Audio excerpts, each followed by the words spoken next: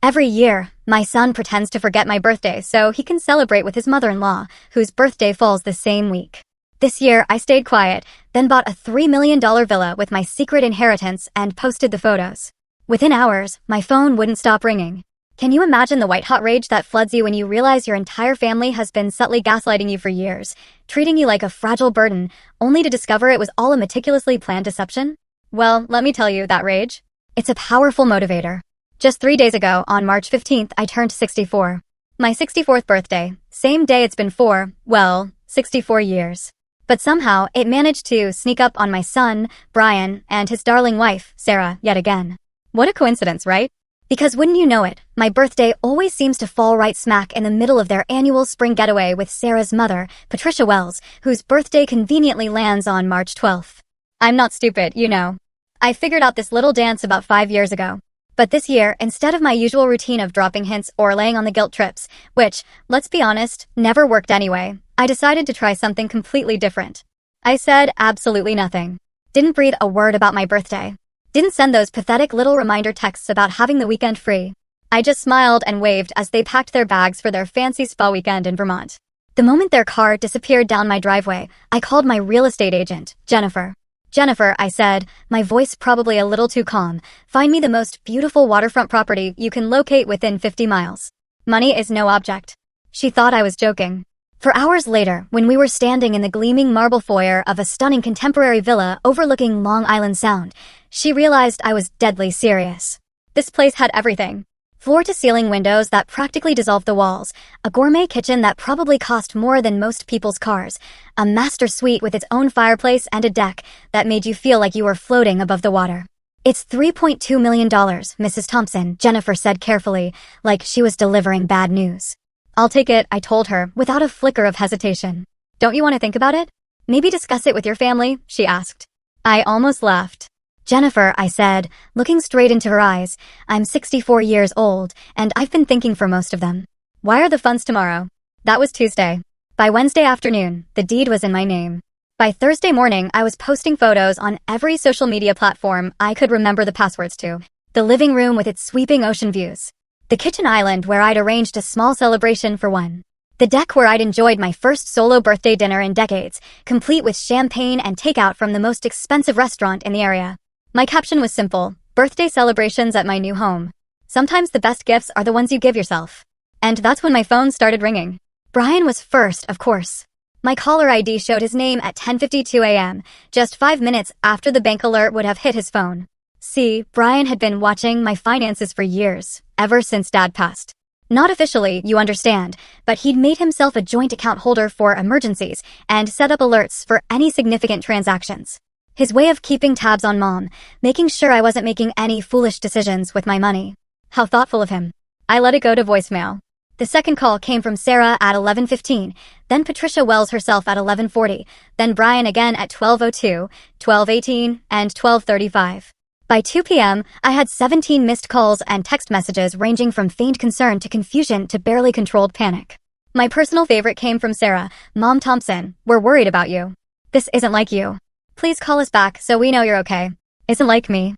Lady, you have no idea what I'm like. You've just been dealing with the version of me that bends over backward to accommodate everyone else's convenience. Today, you're meeting Margaret Thompson, property owner and woman of independent means. I spent the afternoon unpacking the few boxes I'd brought from my old house. Personal items, mostly, photo albums, my grandmother's china, the quilt my mother made for my wedding. As I arranged my new life around me, I couldn't help but smile every time the phone rang. 23 missed calls by dinner time. The messages were getting increasingly desperate. But here's what they didn't know yet. What none of them had bothered to ask about in the 5 years since Dad died, Aunt Helen's inheritance. Sweet, unmarried Aunt Helen, who lived quietly in her Boston brownstone and collected vintage jewelry. The same Aunt Helen that Brian and Sarah had met exactly twice in all their years of marriage and couldn't be bothered to attend her funeral last September.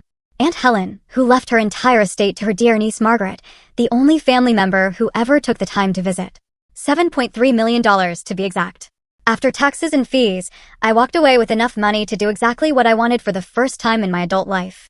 And what I wanted was to stop being invisible in my own family.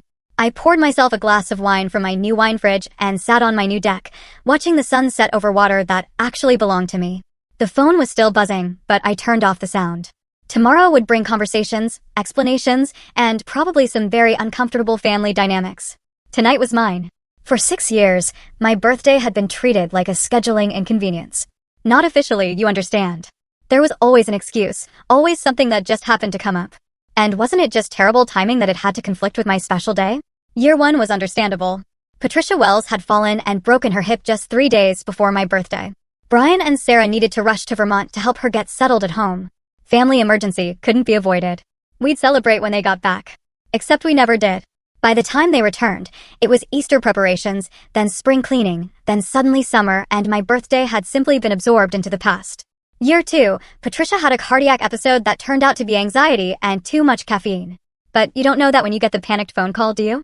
Off they went to Vermont, leaving me with a grocery store cake and a promise to make it up to me soon. Years 3 and 4 followed the same pattern. Different emergencies, same timing, same result. Me, sitting alone on March 15th, pretending it didn't hurt that my only child had once again chosen his mother-in-law's manufactured crisis over his own mother's birthday. But it was year 5 that opened my eyes to the truth. I'd driven to the grocery store that afternoon, feeling sorry for myself and planning another solo celebration, when I saw them, Brian, Sarah, and Patricia Wells, laughing over lunch at the new bistro downtown. This was the day after my birthday, mind you.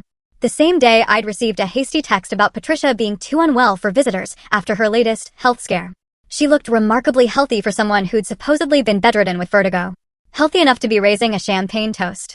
Anyway, I sat in my car in that parking lot for 20 minutes, watching my son celebrate someone else's mother, while his own had spent the previous day wondering if she'd done something wrong.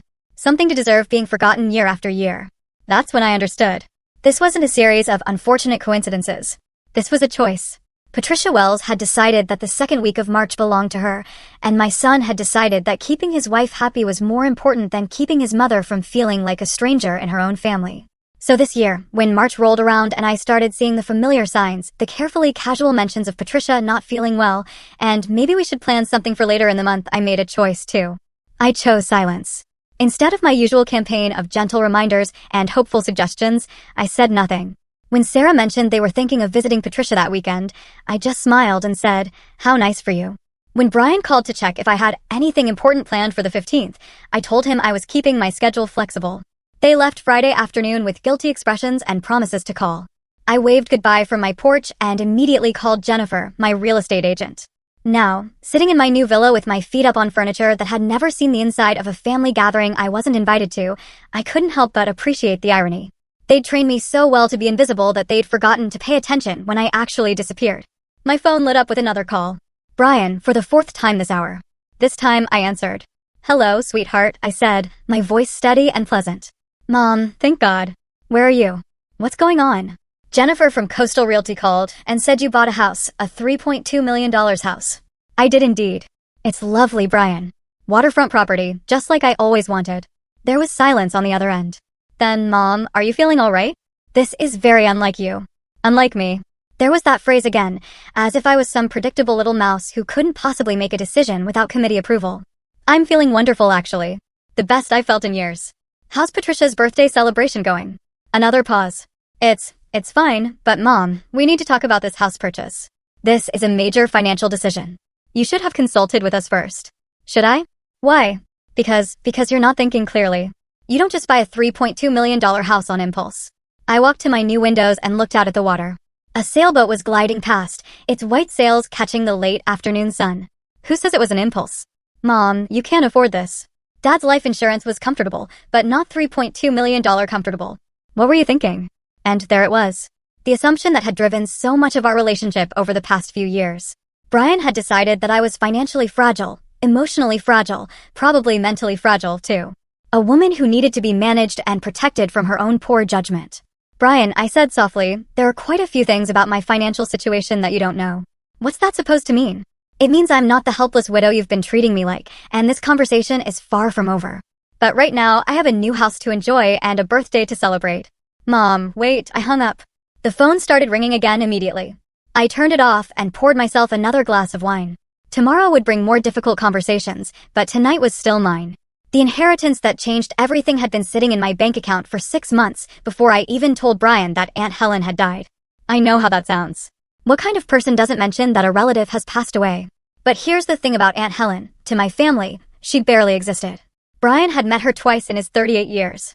Sarah had shaken her hand at our wedding and promptly forgotten her name. When I'd mentioned her in conversation, I'd get polite nods and vacant expressions. Helen was my father's sister, a woman who'd chosen career over marriage back when that was still considered scandalous. She'd worked her way up from secretary to vice president at a Boston insurance company, bought her brownstone in the 1980s when Back Bay was still affordable, and spent 40 years making quiet, intelligent investments. I was the only family member who visited her regularly. Every other month, I'd drive to Boston, and we'd spend the weekend together. We'd go to museums, try new restaurants, walk through the public garden. She'd tell me about her travels, her art collection, her complicated relationship with our father, who'd never quite forgiven her for refusing to settle down properly. Helen was sharp, funny, and completely unapologetic about living life on her own terms, everything I'd been raised to think women shouldn't be. When she was diagnosed with pancreatic cancer last May, I was the one who sat with her through chemotherapy appointments. The one who helped her organize her affairs when it became clear the treatments weren't working. The one who held her hand when she died on a quiet Tuesday morning in September. Brian and Sarah sent flowers to the funeral. They were at a wine-tasting weekend in Napa and couldn't possibly change their plans. After the service, Helen's lawyer, Marcus Reed, asked me to stay behind. Helen left very specific instructions about her estate, he said, handing me a sealed envelope. She wanted you to read this privately.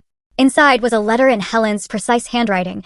Dearest Margaret, if you're reading this, I'm gone, and you're probably sitting in Marcus's office trying not to cry in front of a stranger. Stop it. I lived exactly the life I wanted to live, and I have no regrets. What you need to know is this. I've left you everything. The house, the investments, the art collection, all of it. Not because you're my only living relative, but because you're the only one who ever saw me as a person, rather than an obligation or an embarrassment. I've been watching your family dynamics for years. And I need you to understand something. That son of yours loves you, but he's been programmed by that wife and her mother to see you as a burden to be managed, rather than a woman to be respected. They've convinced him that you're fragile, that you need their protection, that you can't be trusted to make your own decisions. It's a subtle form of control, and I've seen it destroy too many women our age. They make you doubt your own judgment, then swoop in to help by taking over your life bit by bit. Don't let them do it to you, Margaret. You're stronger and smarter than they've allowed you to be. Use this inheritance to remember who you were before you became someone's mother, someone's wife, someone's responsibility. Live boldly. Make them remember that you're not just Brian's aging mother. You're Margaret Thompson, and you deserve better than being an afterthought in your own family. The numbers Marcus showed me afterward were staggering. Helen's brownstone was worth $1.8 million. Her investment portfolio had grown to $4.2 million. The art collection she'd assembled over decades was appraised at $1.3 million. After taxes and estate fees, I was inheriting just over $7.3 million. I sat in Marcus's office for an hour, staring at the paperwork and thinking about Helen's letter. She was right about Brian and Sarah. Over the past few years, they'd positioned themselves as my caretakers, making decisions about what was best for Mom without ever asking what I actually wanted. When Dad died, Brian had immediately insisted on becoming a joint account holder for emergencies. He convinced me to switch to a simpler cell phone plan because the smartphone was too confusing for someone my age. He'd taken over handling my investments because financial planning is complicated and stressful. Gradually, I'd stopped making decisions and started accepting their suggestions. It was easier than arguing, and I'd told myself they meant well. But Helen's inheritance changed everything. For the first time in decades, I had the financial power to make choices without anyone's approval. The question was, what did I want to do with it? I kept the inheritance a secret for months, watching my family's behavior with new eyes, the condescending smiles when I mentioned wanting to travel, the way Sarah would exchange glances with Brian whenever I expressed an opinion about anything more significant than dinner plans, the assumption that I'd always be available to babysit, attend their events, and revolve my schedule around their convenience. And then came this March, with the familiar pattern of my birthday being sacrificed to Patricia Wells's latest drama. And I knew exactly what I wanted to do. I wanted to stop being invisible. The villa purchase was just the beginning. A statement that Margaret Thompson was no longer accepting a supporting role in her own life. Brian's panicked phone calls and Sarah's worried texts were proof that the message had been received loud and clear, but they had no idea what else was coming. Helen's brownstone was still sitting in my portfolio, along with several investment properties I hadn't mentioned. The art collection was in storage, waiting for me to decide where to display it. And the remaining $4 million was earning interest while I planned the next phase of my newly independent life. My phone buzzed with yet another text from Brian. Mom, we're coming home early. We need to talk about this house situation. Don't make any more major decisions until we get there. I smiled and typed back, take your time. I'm not going anywhere. But I didn't mention that I was meeting with a financial advisor tomorrow to discuss expanding my property portfolio, or that I'd made appointments with 3 different travel agents to plan the European tour I'd been dreaming about for years. Some surprises were worth waiting for. Brian arrived at my new villa at 7:03 a.m. Saturday morning, a full day and a half early from his Vermont getaway. He stood on my new front porch looking like a man who'd driven through the night, which, judging by his wrinkled clothes and blurry eyes, he probably had. We need to talk, he said without preamble. Good morning to you too, sweetheart. Come in. I'll make coffee. He followed me through the marble foyer into the kitchen, his eyes darting around like he was cataloging evidence of my mental breakdown. I busied myself with the coffee maker, a gleaming stainless steel machine that probably cost more than his monthly mortgage payment. Mom, this is insane. You can't just buy a $3.2 million house without discussing it with anyone. What were you thinking? I measured coffee grounds carefully, taking my time. I was thinking that I'm a grown woman with my own money who wanted to buy a house. Would you like cream with your coffee? Don't be flippant. This is serious. Do you have any idea what kind of financial commitment you've made? The property taxes alone on this place will be astronomical. About $32,000 annually, I said calmly. Already budgeted for. Brian stared at me. How could you possibly budget for that? Mom, Dad's life insurance was $400,000. Even with your savings and Social Security, you don't have this kind of money. And there it was. The moment I'd been waiting for. My dear son had been so busy managing my finances from his perspective that he'd never bothered to learn what my actual financial situation was. Brian, when was the last time you looked at my bank statements? Actually looked, not just monitored for unusual activity. He paused, clearly uncomfortable. I checked for any large withdrawals or suspicious transactions to protect you from scams or poor decisions. To protect me, how thoughtful. I poured coffee into 2 mugs and handed him one. What you've been doing is monitoring my spending without understanding my income. What's that supposed to mean? I sat down at the kitchen island, gesturing for him to join me. Through the floor-to-ceiling windows, Long Island sounds sparkled in the morning sun. A perfect day for uncomfortable conversations. It means that for the past 6 months, you've been treating me like a fixed-income senior citizen who needs to be protected from her own financial impulses. What you didn't know is that I inherited $7.3 million from Aunt Helen. Brian's coffee mug stopped halfway to his lips. What? Aunt Helen? Passed away in September. She left me everything. That's impossible. Aunt Helen she was nobody. She worked for an insurance company. She was vice president of that insurance company for 20 years. She also owned prime real estate in Boston and had a very impressive investment portfolio. But you wouldn't know that because you never bothered to get to know her. Brian set his mug down with shaking hands. $7 million, and you didn't tell me. Should I have? You've spent the last 5 years convincing me that I'm not capable of making my own financial decisions. Why would I consult with someone who thinks I need supervision to buy groceries? That's not. I never said that. You didn't have to say it, Brian. You've been treating me like an incompetent child since your father died. Joint bank accounts so you can monitor my spending. Simplified phone plans because technology is too confusing for someone my age. Investment management because financial planning is too stressful for me. His face was flushing now, the way it used to when he was caught in a lie as a teenager. I was trying to help. Sarah said that seniors often make poor financial decisions, that families should step in before what? Before I spent my own money on things I wanted instead of things you approved of. Mom, that's not fair. That's not. We've never tried to control your spending. I laughed, and it came out sharper than I intended. Brian, you monitoring my bank accounts and questioning every purchase over $500 is literally the definition of controlling my spending. We sat in silence for several minutes. Brian stared out at the water, processing this new information. I sipped my coffee and waited. After 38 years of being his mother, I knew when to push and when to let him work through things on his own. Finally, he spoke. Why didn't you tell me about Aunt Helen? Because I wanted to see how you'd react to me making an independent decision. And your reaction has been exactly what I expected. Panic, anger, and the assumption that I'm not capable of managing my own life. I'm not angry, he said, though his voice suggested otherwise. I'm concerned. This house, it's not you, Mom. It's too big, too expensive, too flashy. Too flashy for what? For a widowed senior citizen who should be grateful for whatever attention her family deigns to give her. That's not what I meant. Isn't it? When was the last time you asked me what I wanted, Brian? What I was dreaming about or planning for my future? When did you last treat me like a person with my own desires instead of a responsibility to be managed? He was quiet for a long time. When he finally looked at me, there was something different in his expression. Not anger anymore, but something that might have been recognition. I thought I was protecting you. From what? From living my own life? From making mistakes? From being taken advantage of? From the world changing too fast around you. I reached across the island and covered his hand with mine. Sweetheart, I raised you, managed your father's business affairs for 30 years, and navigated my way through becoming a widow. I think I can handle buying a house. Brian nodded slowly. Where's Sarah? Doesn't she want to see this place? I smiled, but it wasn't entirely kind. Sarah is back in Vermont with Patricia, extending their stay.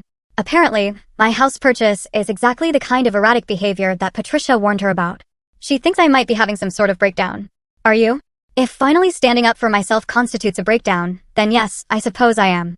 The question is, are you going to support me, or are you going to keep treating me like a problem that needs solving? Brian looked around my new kitchen, taking in the expensive appliances, the marble countertops, the view that probably cost more per square foot than his entire house. This is really what you want? This is really what I want. He nodded slowly. Then I guess we need to figure out how to make this work. It wasn't the ringing endorsement I'd hoped for, but it was a start. And for the first time since he'd arrived, Brian looked like my son instead of a financial advisor delivering bad news. That afternoon, we sat on the deck talking about things we hadn't discussed in years. My dreams for retirement, his worries about his own future, the ways we'd both changed since his father died. It was the most honest conversation we'd had in months. But I knew the real test was still coming. Sarah and Patricia would be back soon, and they weren't going to accept this new version of me nearly as easily as Brian was starting to. By Sunday evening, my phone had become a war zone of family drama. Word of my villa purchase had spread through our extended family like wildfire, and everyone had opinions about what it meant, what I should do about it, and most importantly, what was wrong with me. My sister Linda called first. Maggie, I heard about your house. Are you having some kind of midlife crisis? I'm 64, Linda. If I'm having a midlife crisis, I plan to live to be 128. This isn't funny. Brian is worried sick. Sarah is beside herself. And Patricia thinks you might need some kind of intervention. Patricia thinks, of course she does. Patricia Wells had opinions about everything and everyone. And somehow her thoughts had become gospel truth to my daughter-in-law. What exactly does Patricia think I need an intervention for? Buying real estate with my own money. For making major life decisions without consulting family. For isolating yourself from the people who care about you. For spending money recklessly when you should be planning for your future care needs. I almost laughed. Future care needs, as if I was one step away from assisted living instead of a healthy 64-year-old woman with excellent health care and enough money to hire live-in help if I ever needed it. Linda, let me ask you something. When you and Robert bought your Florida condo, did you ask anyone's permission? That's different. Robert and I discussed it together. And I discussed this with myself extensively. I'm not married, Linda. I don't need anyone's permission to spend my own money. The second call came from my nephew, Michael, Linda's oldest son. Aunt Maggie, Mom asked me to check on you. Are you feeling okay? I'm feeling fantastic, Michael. How are you? I'm confused, honestly. This house thing doesn't seem like something you do. There was that phrase again. Not something I do. As if everyone had decided exactly who Margaret Thompson was allowed to be, and any deviation from their expectations was evidence of mental instability. Michael, what do you think I do? What kind of person do you think I am? I think you're practical, conservative, someone who thinks things through carefully and doesn't make impulsive decisions. And do you think buying this house was impulsive? Well, yeah, kind of. I looked out at my deck where I'd spent the morning reading and drinking coffee while watching boats pass by on the Sound. I've been looking at waterfront properties for 2 years, Michael. I've been planning this purchase for months. The only thing that was impulsive was my timing. Why now, though? Why not wait until summer when you could look at more options? Because I got tired of being forgotten on my own birthday. Because I realized that if I waited for my family's approval to live my life, I'd die waiting. Because sometimes you have to do something dramatic to remind people that you exist. Because I found the perfect house and I could afford it. Sometimes life is that simple. The third call was the one I'd been dreading. Sarah calling from Vermont, with Patricia undoubtedly listening in the background. Mom Thompson, we need to talk. Hello, Sarah. How's the extended vacation going? It's not a vacation anymore. We stayed because we're concerned about you. Patricia thinks this house purchase might be a sign of cognitive decline. Patricia thinks again. And what do you think, Sarah? There was a pause. I think you're acting very unlike yourself. Maybe that's the point. What's that supposed to mean? Maybe I got tired of being myself as you've all defined me. Maybe I wanted to see what would happen if I acted like someone with agency and financial independence instead of someone's elderly mother who needs constant supervision. Nobody is supervising you. Brian monitors my bank accounts. You and he make plans for family events without asking what I want to do. Patricia gives advice about my life decisions as if she has any say in them. If that's not supervision, what is it? Another pause. I could hear muffled conversation in the background. Patricia, no doubt, coaching Sarah on what to say next. We're worried about you making decisions this big without thinking them through properly. Sarah, I'm a grown woman with a graduate degree and 30 years of business experience. I think I can handle buying a house. A $3.2 million house, Mom Thompson. That's not just any house. No, it's not. It's the house I wanted, and I could afford it, so I bought it. Just like you and Brian bought your house because you wanted it and could afford it. That's different. We're younger. We have income. We consulted with financial advisors. I have income too. Quite a bit of it, actually. And I did consult with a financial advisor myself. The conversation went downhill from there. Sarah became increasingly agitated, clearly frustrated that her usual methods of managing me weren't working. By the time we hung up, she'd announced that she and Patricia were cutting their vacation short to come have a proper conversation about my living situation. The fourth call came from Brian, obviously having been briefed by Sarah. Mom, I think we need to sit down as a family and discuss the situation. What situation? The one where I bought a house I love with money I earned. The situation where you made a major life decision without considering how it affects the rest of us. And there it was, the real issue. Not that I'd made a poor decision, but that I'd made a decision that affected their plans for managing my life. Brian, how does my living in a beautiful waterfront home affect you negatively? It doesn't. But it's not about the house, Mom. It's about the pattern of behavior, the secretiveness about the inheritance, the impulsive purchase, the way you're shutting us out of important decisions. I'm not shutting you out of anything. I'm just not asking your permission to live my life. That's not what this is about, isn't it? Because from where I'm sitting, it looks like you're all upset that I stopped asking for approval before making choices about my own life. By the time I finished returning all the calls, messages, and texts, it was after 9 p.m. I poured myself a glass of wine and sat on my deck, listening to the gentle sound of waves against the shore. My family was in full crisis mode over my decision to buy a house. Not because the house was a bad investment, or because I couldn't afford it, but because I dared to make the decision independently. Because I'd stopped accepting the role of dependent, elderly relative who needed their guidance and protection. Tomorrow, Sarah and Patricia would arrive, full of righteous indignation and careful explanations of why I needed to reconsider my choices. They'd probably bring real estate listings for more appropriate housing options. They might even suggest that my judgment was compromised and that I needed more family oversight, not less. But tonight, I was sitting in my own home, on my own deck, drinking my own wine and making my own plans. And for the first time in years, I felt like myself again, the real Margaret Thompson. Not someone's mother, not someone's burden, not someone's responsibility to manage. Just me. Monday morning brought the invasion I'd been expecting. Sarah and Patricia Wells arrived at my front door at exactly 8 a.m., armed with folders of real estate listings, stacks of financial planning brochures, and expressions of deep maternal concern that didn't quite hide the underlying irritation. Patricia took one look at my marble foyer and sniffed. Well, it certainly is large. Good morning to you too, Patricia. Sarah, come in. I'll put on coffee. They followed me into the kitchen like a delegation from the Department of Poor Life Choices. Patricia's sharp eyes were already cataloging everything she'd use against me later. The expensive appliances, the imported tile, the view that probably cost more than she made in a year. Margaret, Patricia began, settling herself at my kitchen island like she was conducting an intervention. We need to discuss what's really going on here. What's going on is that I bought a house. Would you like cream in your coffee? Don't be glib. Patricia opened her folder and pulled out what looked like a carefully prepared presentation. This purchase represents several concerning patterns of behavior that Sarah and I have been discussing. Of course they had. My daughter-in-law and her mother had been analyzing my mental state like I was a case study in geriatric psychology. What patterns would those be? Sarah jumped in, clearly rehearsed. Secretiveness about major financial changes, impulsive decision-making, social withdrawal from family activities, and now this purchase that frankly seems designed to prove something rather than meet any actual housing needs. Interesting theory. What exactly do you think I'm trying to prove? Patricia leaned forward, her voice taking on the tone she probably used with difficult insurance customers. That you don't need family input on major decisions. That you're still capable of managing complex financial transactions. That you're not ready for the kind of guided living situation that would be more appropriate for someone your age. Guided living situation? I almost choked on my coffee. Is that what we're calling assisted living now? We're not talking about assisted living, Sarah said quickly. We're talking about age-appropriate housing with built-in community support systems. I looked at the brochures she'd spread across my counter. Sunnybrook Senior Living, Golden Years Community, Heritage Oaks Retirement Village. All featuring photos of silver-haired people playing board games and doing gentle yoga.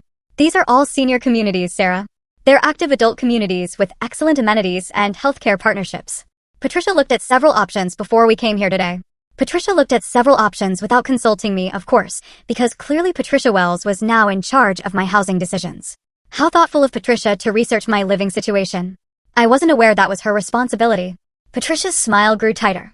Margaret, I've been watching this family struggle with these decisions for months. Brian is worried sick about your judgment. Sarah is exhausted from trying to balance her own family responsibilities with concern for your welfare. Something needs to change. You're absolutely right. Something does need to change. What needs to change is this assumption that I require management by committee. I'm 64 years old, not 94. I have an advanced degree, business experience, and more money than most people dream of. I don't need Patricia Wells to research my housing options. Patricia's facade of maternal concern cracked slightly. Someone needs to provide some perspective on these decisions. You're obviously not thinking clearly. Because I bought a house you wouldn't have chosen for me? Because you bought a house that costs more than most people make in a lifetime without discussing it with anyone who cares about you. I discussed it with the person whose opinion matters most. Me. Sarah tried a different approach. Her voice softer now. Mom Thompson, we're not trying to control you. We're trying to support you. But these recent changes, they're concerning. The secrecy about Aunt Helen's inheritance, this house purchase, the way you've been pulling away from family activities. Sarah, when was the last time I was invited to a family activity that wasn't built around someone else's convenience? We invite you to everything. You invite me to events after you've planned them, at times that work for your schedule, with activities you've chosen. When was the last time anyone asked what I wanted to do or where I wanted to go? Neither of them answered. Let me save you some time with your research, Patricia. I'm not moving into a senior community. I'm not accepting oversight of my financial decisions. And I'm not going to pretend that this conversation is about my welfare when it's really about your discomfort with my independence. Patricia's pretense of concern finally dropped entirely. Your independence, Margaret, you're being selfish and irresponsible. You have family members who depend on you, who have built their lives around certain expectations. What expectations? That you'll be a reasonable, reliable presence in their lives. That you'll make decisions that consider their needs and feelings. That you'll act like the mature adult they need you to be instead of some rebellious teenager buying sports cars and getting tattoos. I almost laughed at the image of me as a rebellious teenager. Patricia, I bought a house with my own money. How exactly does that affect your needs and feelings? It affects our ability to plan for the future, to know that you're safely settled and not making impulsive decisions that could impact everyone. And there it was. The real issue. Not my safety or my welfare, but their need to control my choices so they could predict my role in their lives. I see. So, this is about your comfort, not mine. Sarah jumped back in, sensing that Patricia had revealed too much. It's about family, Mom Thompson. Families make decisions together. They consider each other's feelings. They don't just disappear for weekends and come back having bought million-dollar properties. Sarah, when you and Brian bought your house, did you ask my opinion? That's different. How? Because you're our parent. We look to you for stability and consistency. And I've given you both of those things for your entire adult lives. But stability doesn't mean I never change. And consistency doesn't mean I never grow. I'm not a piece of furniture, Sarah. I'm a person with my own dreams and goals. We sat in uncomfortable silence for several minutes. Finally, Patricia gathered her brochures and stood up. Well, Margaret, I can see that you're determined to make this mistake. But when this house becomes too much to manage, when the isolation gets to you, when you realize that independence isn't the same thing as happiness, don't expect the family to just pick up the pieces. I wouldn't dream of it, Patricia. After they left, I sat in my beautiful kitchen looking out at my beautiful view, thinking about Patricia's words.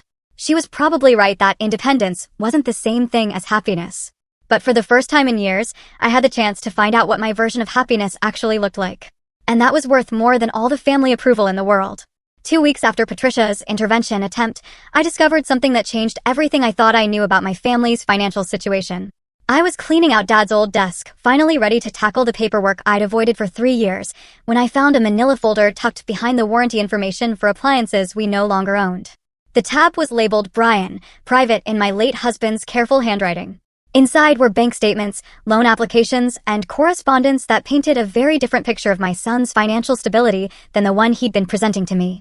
Brian owed $47,000 in credit card debt. His mortgage was 3 months behind. And most shocking of all, he'd taken out a second mortgage on his house using me as a cosigner, forging my signature on documents dated just 2 months after his father's funeral. I sat in Dad's old chair, staring at the evidence of my son's deception, feeling like I was looking at a stranger's life. The Brian I knew was responsible, conservative with money, someone who'd inherited his father's careful approach to finances. This Brian was desperate, reckless, and apparently willing to commit fraud to solve his problems. The worst part wasn't the money, though. It was the dates. Every single financial crisis in these documents coincided with one of Patricia Wells's mysterious health emergencies.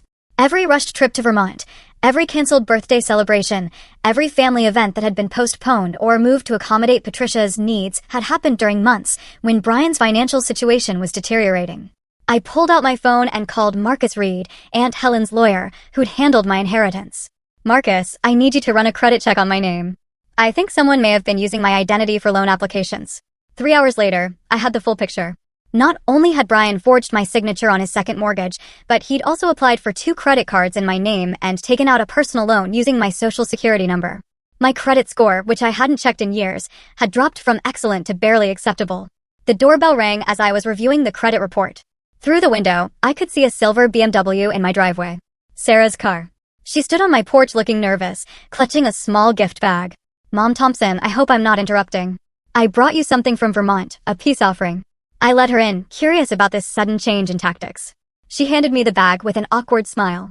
Inside was a snow globe featuring a charming Vermont inn and a card that read, "Thinking of you, Patricia. Patricia asked me to give you this. She feels bad about how things went the other day." How thoughtful of Patricia to think of me. I set the snow globe on the entry table. Would you like some coffee? Actually, I was hoping we could talk about the house situation, but also about other things. We settled in the living room. Sarah perched on the edge of my new sofa like she was ready to bolt at any moment. Mom Thompson, I owe you an apology. Patricia and we may have overreacted about the house purchase. Did overreact. It's just that Brian has been so stressed lately. And when you bought this place without telling him, he kind of fell apart. Stressed about what? Sarah's carefully composed expression flickered. Work stuff. The usual pressures. You know how he is about money. I did know how he was about money. Apparently better than I thought. Sarah, how long have you known about Brian's financial problems? The color drained from her face. What financial problems? The credit card debt, the mortgage issues, the loans he's taken out using my name without my permission. I don't know what you're talking about. But her expression told a different story. Sarah knew exactly what I was talking about. The forged signatures, Sarah. The identity theft. The fact that every one of Patricia's health emergencies seems to coincide with Brian needing to avoid conversations about money. Sarah's composure cracked entirely. He didn't mean for it to go this far. It started small. Just one credit card to get through a rough patch. Then Patricia really did get sick. And the medical bills. What medical bills? Patricia has excellent insurance. Not for the treatments she needed. The experimental therapies, the private specialists. Brian felt responsible because she's been so good to our family. I stared at my daughter-in-law. Pieces of a puzzle clicking into place. Sarah, exactly how much money has Brian given to Patricia Wells? It's not like that. It's not giving, it's investing. Investing in what? Patricia has connections in the medical research field. She's been helping Brian invest in some promising treatments for her condition. When they pay off, we'll make back everything we've put in, plus returns. My blood went cold. Sarah, Patricia Wells doesn't have connections in medical research. She was an office manager at an insurance company before she retired. No, that's not. She has friends who work in pharmaceutical development. She's shown us the research papers, the projected returns. She's shown you fake documents to convince Brian to give her money he doesn't have. Money he's stolen from me to give to her. Sarah stood up abruptly. That's not true. Patricia would never. She's been like a mother to me. A mother who's convinced you to enable your husband's financial crimes. Sarah, Brian has committed identity theft. He's forged legal documents. He's destroyed my credit rating to fund Patricia's lifestyle. You're wrong. But her voice was shaking now. Patricia wouldn't do that. She cares about our family. Patricia Wells has been systematically draining your family's resources for years while positioning herself as your savior. Every emergency, every crisis, every desperate need for funds has been carefully orchestrated. Sarah backed toward the door. I have to go. This conversation, you're not thinking clearly. The stress of the move, the isolation from family, Sarah, wait. But she was already gone, leaving behind the snow globe and a growing certainty that my family's problems ran much deeper than I'd imagined. I picked up my phone and called Marcus Reed again. Marcus, I need you to investigate someone for me. Patricia Wells, age approximately 70, last known address in Vermont. I want to know everything about her financial history, her family connections, and any legal issues in her background. May I ask why?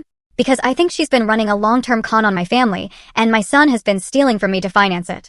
2 hours later, Marcus called back with information that made me feel sick to my stomach. Patricia Wells wasn't Patricia Wells at all. Patricia Wells was actually Patricia Warren, and she had a criminal history spanning 3 states in 20 years. Marcus's research revealed a pattern that was as impressive as it was terrifying. Patricia had been targeting families with aging parents and financial resources since the early 2000s.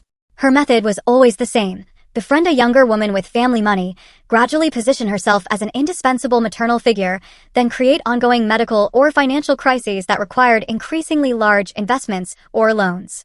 She's been arrested twice, Marcus told me over the phone. Once in Florida in 2018 for elder fraud, once in North Carolina in 2015 for insurance fraud. Both cases were dismissed due to insufficient evidence or plea agreements. What about her relationship with Sarah and Brian? How long has this been going on? Based on the financial records you gave me, the first loan your son took out was in September 2019. That's also when the first Patricia Wells medical emergency appeared on your family calendar. For years. Patricia had been systematically destroying my son's financial life for 4 years. And I'd been so busy feeling sorry for myself about forgotten birthdays that I'd missed it entirely.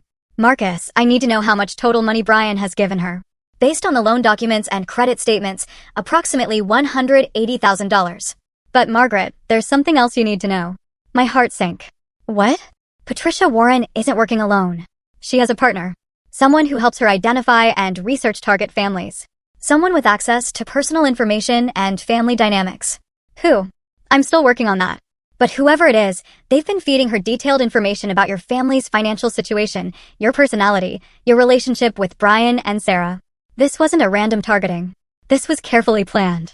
After I hung up, I sat in my beautiful living room looking out at the water, trying to process what I'd learned. My son was a victim, not a villain. He'd been manipulated by a professional con artist who'd spent years positioning herself as a trusted family member. But that didn't excuse the identity theft, the forged documents, the lies.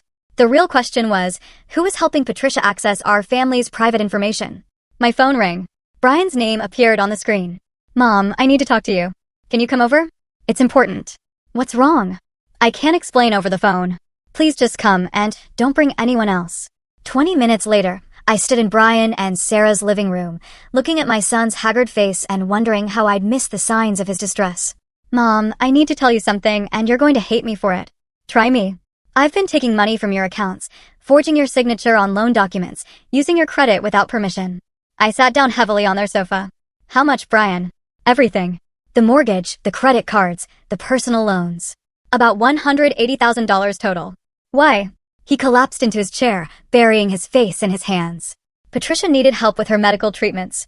Experimental therapies that her insurance wouldn't cover. She showed me the research, the projected outcomes.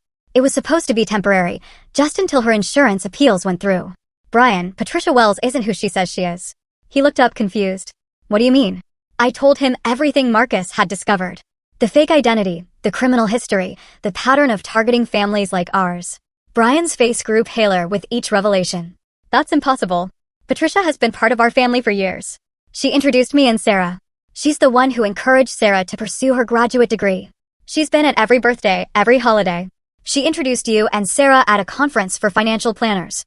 Sarah was there representing her company, and Patricia introduced us because she thought we'd hit it off. The pieces clicked into place with sickening clarity. Brian, what kind of conference? Estate planning and senior financial services. Patricia said she was there as a consultant. Did you meet Sarah before or after Dad's diagnosis? Right before. Why? Oh God. Brian's face went white. You think Patricia targeted our family because of Dad's illness? I think Patricia researched our family thoroughly before she arranged for you to meet Sarah. She knew Dad was dying. Knew I'd be inheriting money. Knew you'd be in a position to access my finances after Dad passed. Brian stood up abruptly and walked to the window. Sarah doesn't know. She can't know. She genuinely cares about Patricia, trusts her completely. Or Sarah is working with her. No. Brian spun around. Mom, you can't think that. Sarah loves me. She loves our life together. Brian, how much does Sarah know about your financial situation? She knows we've been helping Patricia with medical expenses. She doesn't know about the loans, the forged documents, the identity theft. She doesn't know, or she's pretending not to know. We were interrupted by the sound of Sarah's car in the driveway. Brian looked panicked. Don't tell her we talked about this. Not yet. I need time to figure out how to explain everything. Brian, we don't have time. Patricia is running a sophisticated con operation, and Sarah might be part of it. She's not part of it. She can't be. The front door opened, and Sarah walked in carrying shopping bags and wearing a bright smile that didn't quite reach her eyes. Mom Thompson, I didn't know you were coming over. How nice. She looked nervous, I realized. More nervous than someone should be about an unexpected visit from their mother-in-law. Hello, Sarah. Brian and I were just having a conversation about family finances. Oh. Her smile faltered slightly. Nothing serious, I hope. Actually, quite serious. We were discussing Patricia's medical expenses and how they've been impacting your budget. Sarah glanced at Brian, who was staring at her with an expression I couldn't quite read. Patricia's been going through a difficult time, Sarah said carefully. We're just trying to be supportive. Of course. It's wonderful that you've been able to help her with the experimental treatments. The treatments are showing real promise, Patricia says. The doctors are very optimistic. Which doctors are those exactly? Another glance at Brian. I don't remember their names. Patricia handles all the medical appointments and the research facility where she's receiving treatment. It's in Boston, I think, or maybe Burlington. Patricia drives herself to most appointments. Every answer was vague, evasive, designed to end the conversation rather than provide information. I looked at my son, hoping he was finally seeing what I was seeing. Brian was staring at his wife like he'd never seen her before. That evening, I did something I hadn't done in years. I went through Sarah's social media accounts with the methodical attention of a private investigator. What I found made my blood run cold. Sarah's Instagram showed 5 years of happy family photos, but when I looked closely at the timeline, something was wrong. The earliest photos of her and Brian together were dated October 2019, but they claimed to have met at a conference in June 2019. Where were the photos from their early relationship? The casual dating pictures, the getting-to-know-you moments? Instead, their social media history began abruptly with photos that looked like they were already an established couple, family dinners with Patricia prominently featured, holiday celebrations where Patricia was clearly the center of attention, wedding planning photos where Patricia was more involved than the actual mothers of the bride and groom. I scrolled through Patricia's Facebook page next. Her profile claimed she'd lived in Vermont her entire life, but her tagged locations told a different story. Photos from Florida, North Carolina, and Georgia, all within the past 10 years. Always with different families, always positioned as a beloved family friend or adopted grandmother. In one album labeled My Florida Family, Patricia was celebrating Christmas with a couple and their teenage daughter. She was wearing the same necklace she'd worn to Brian and Sarah's wedding. In another album from North Carolina, she was at a graduation party surrounded by young adults who called her Grandma Pat in the photo comments. The pattern was clear once you knew what to look for. Patricia inserted herself into families, became indispensable, then slowly drained their resources before moving on to the next victims. But Sarah's role in this was still unclear to me. Was she a victim like Brian, or was she Patricia's partner in crime? The answer came at 11:30 p.m. when my security system alerted me that someone was in my driveway. Through the window, I could see Sarah's car parked at the bottom of my drive with the engine running and the headlights off. She sat in the driver's seat for several minutes, clearly having a phone conversation. Then she got out and walked around the side of my house toward the deck. I watched from the darkness of my living room as she tried the sliding door that led from my deck into the kitchen. When it didn't open, she pulled out her phone and made another call. I couldn't hear the conversation, but her body language was agitated, frustrated. After 10 minutes, she returned to her car and drove away. The next morning, I called Marcus Reed. Marcus, I need you to run a background check on Sarah Mitchell. That was her maiden name before she married Brian. Any particular reason? I think she might be working with Patricia Warren. I need to know if Sarah is who she claims to be. The results came back within hours, and they confirmed my worst fears. Sarah Mitchell had never worked for the financial services company she claimed to represent. The university degree she'd shown Brian was fake. Her employment history was fabricated. Even her age was a lie. She was actually 38, not 32, as she'd told Brian. Most damning of all, Sarah Mitchell had been living in North Carolina in 2015 in the same city where Patricia Warren had been arrested for insurance fraud. Margaret, Marcus said when he called with the results, I think your daughter-in-law is Patricia Warren's daughter. The room seemed to tilt. Her daughter. Patricia Warren has a daughter named Sarah Warren, born in 1985. The physical description matches your daughter-in-law perfectly. They've been working together for at least 8 years, possibly longer. I sat down hard on my kitchen stool, staring out at the water while my world rearranged itself around this new information. Brian hadn't been targeted randomly. He'd been hunted by 2 professional con artists who'd spent months, or maybe years, researching our family, identifying our vulnerabilities, and positioning themselves to maximize their access to our resources. The woman he'd fallen in love with, married, and built a life with, was a stranger. Worse than a stranger, she was a predator who'd been systematically destroying his financial future while pretending to love him. My phone rang. Brian's name on the screen. Mom, something's wrong. Sarah left early this morning and hasn't come back. She's not answering her phone. I found some papers in her dresser drawer and I think I need to show them to you. What kind of papers? Bank account statements for accounts I didn't know existed. Credit reports with my name on them for debts I never authorized. And photos, Mom, photos of our house, our cars. Documents from Dad's estate. It looks like she's been documenting everything. Brian, don't touch anything else. Don't move those papers. Don't call Sarah. Don't do anything until I get there. Mom, what's happening? What's going on? I'll explain everything when I see you. But Brian, you need to prepare yourself. Sarah isn't who you think she is. When I arrived at Brian's house, he met me at the door, looking like he'd aged 10 years overnight. In his hand was a manila folder filled with evidence that Sarah had been systematically documenting our family's assets, habits, and vulnerabilities for years. Bank statements showing regular transfers to accounts in Patricia's name. Photos of insurance documents, investment statements, and legal paperwork, even pictures of me at family gatherings annotated with notes about my personality, my relationship with Brian, and my potential access to family resources. But the most chilling item was a handwritten letter in Sarah's neat cursive. Mom, the Thompson situation is working better than we planned. Brian trusts me completely and still has no idea about the loans. His mother is more suspicious than we anticipated, but her recent house purchase suggests she has significant hidden assets. We need to accelerate the timeline before she starts asking too many questions. The inheritance from the aunt was larger than we estimated. If we can get access to those funds, this will be our biggest score yet. Brian read the letter with shaking hands. When he finished, he looked at me with eyes full of betrayal and pain. She never loved me. No, sweetheart. I don't think she did. Our entire marriage was a lie. I'm afraid so. He crumpled the letter and threw it across the room. How could I be so stupid? How could I not see this?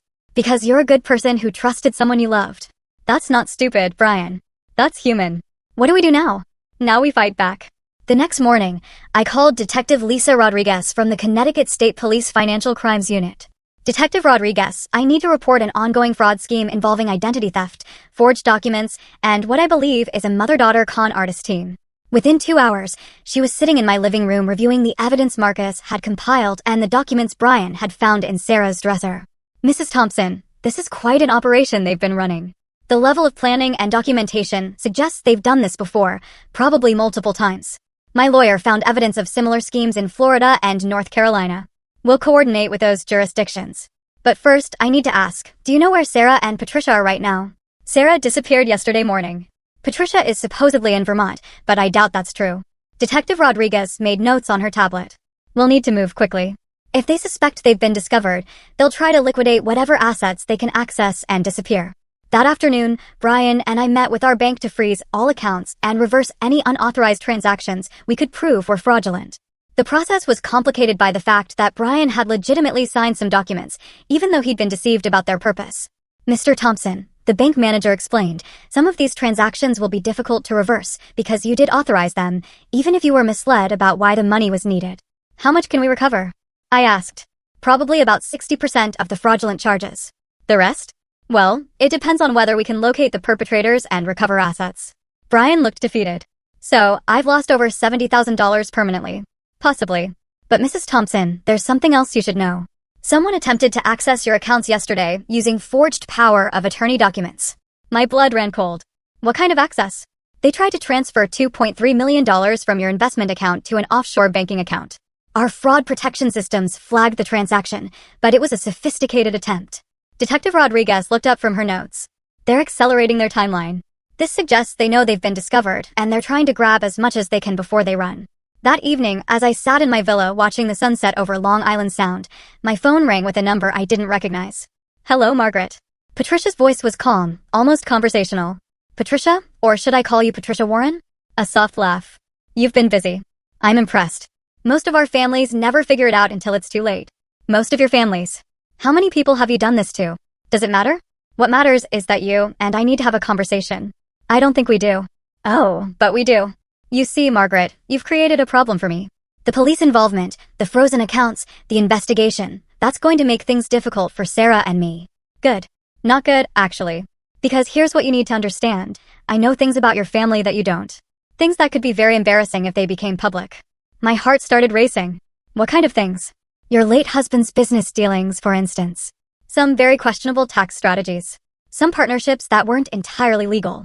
Would you like me to share those details with the IRS or perhaps with a local newspaper? You're bluffing. Am I, Margaret? Did you ever wonder why your husband left you such a large estate? Did you ever ask where all that money came from? I felt sick. My husband was an honest businessman. Your husband was a tax evader who used shell companies to hide income for 15 years. I have documentation that would destroy his reputation and probably result in significant tax penalties for his estate. Your estate, Margaret. The room was spinning. What do you want? I want you to call off the investigation. I want the frozen accounts released. And I want a cashier's check for $3 million as a gesture of goodwill. Or I release information. That will destroy your family's reputation and probably land your son in prison as an accessory to his father's crimes. Brian doesn't know anything about his father's business, doesn't he? He signed a lot of documents over the years, Margaret. Power of attorney forms, investment authorizations, tax papers. If I can prove he knew about the illegal activities, he becomes criminally liable. My hands were shaking.